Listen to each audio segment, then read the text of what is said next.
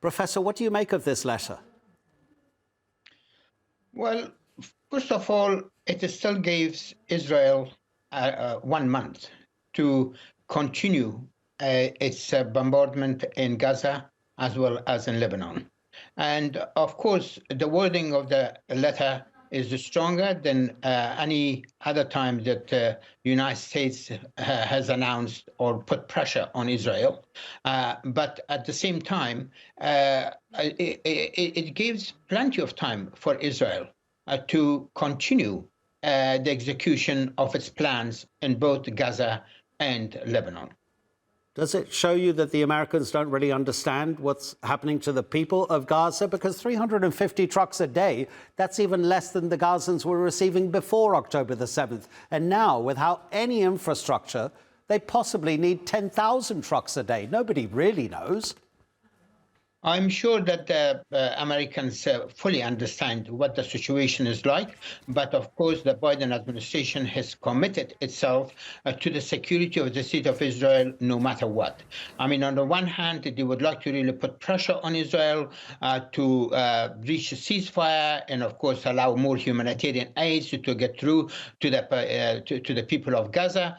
On the other hand, of course, as it was pointed out in your introduction, the United States is sending more anti-missile systems to Israel, as well as American troops to operate those systems.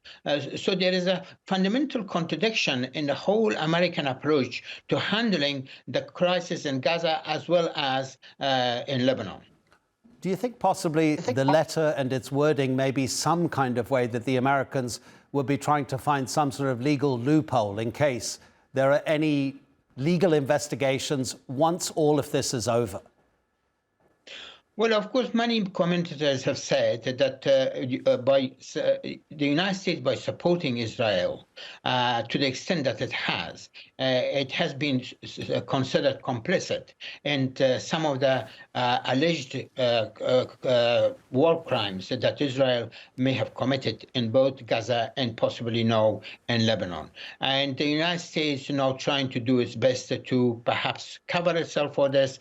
But at the same time, as we know that there is an election in the United States, and the Biden administration wants to be seen that it is doing whatever it can in order to bring about peace and stability to the region, because that could potentially help the Democratic candidate, that is Vice President Kamala Harris. But if they are not really able to do anything and the war continues as it is, then of course that will benefit the former President Donald Trump. And Trump has already declared his full support for Israel and expansion of Israel and possible annexation of the West Bank, Gaza, into Israel. So it is a very difficult situation, and of course the Biden administration tried to sort of bring about some sort of balance in its approach, but I suppose it's quite really late,